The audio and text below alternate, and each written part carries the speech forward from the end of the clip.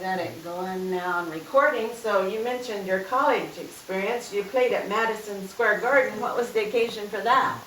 Well, every year Oklahoma State, which was Oklahoma Agricultural Mechanical College at that time, would take a train trip to the east, and we tried to play 3 games. We'd play one maybe at Niagara, and then one in Madison Square Garden, and then one in Philadelphia. And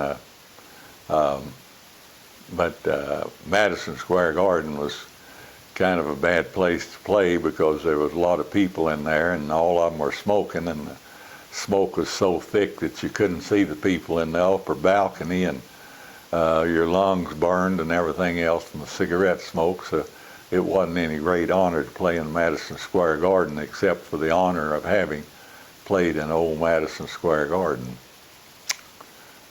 And what were you there playing? The NCAA Championship, that was there, wasn't it? Well, one year it was, but generally that was, we'd take that trip in December just before Christmas, and that was the beginning of the season. And we played Niagara one year, and then we played LIU and New York University, and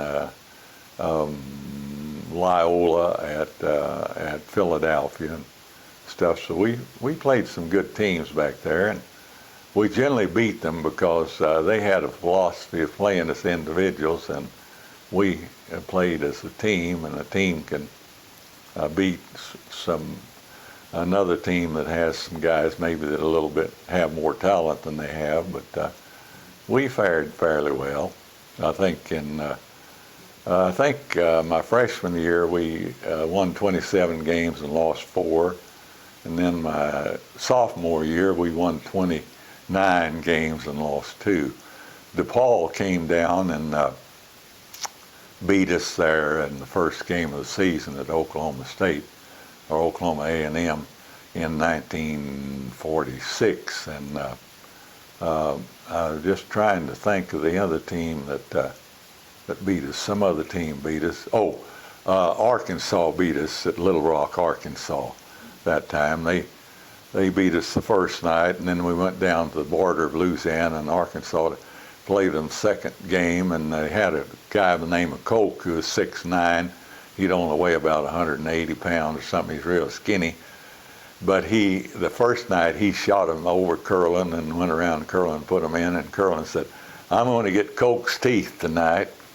And the game wasn't over 3 or 4 minutes old till Coke came out from under the basket hole in his mouth, and all of us on the bench nudged each other and said, "Boy, Curlin got his teeth." And Coke went to the dressing room, and they called for a dentist from the crowd to go down. And about 5 minutes here, he came out of the dressing room. He had taken his false teeth out, and he was ready to play again, but we beat them the second time. So those were the 2 games we lost to DePaul and Arkansas that year.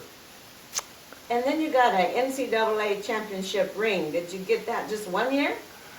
Well, in 1945, for the season of 44 and 45, they gave us a bull of a watch for first place, and then year of 1945 and 46 is the first year they started giving rings, and that's the year I got the ring.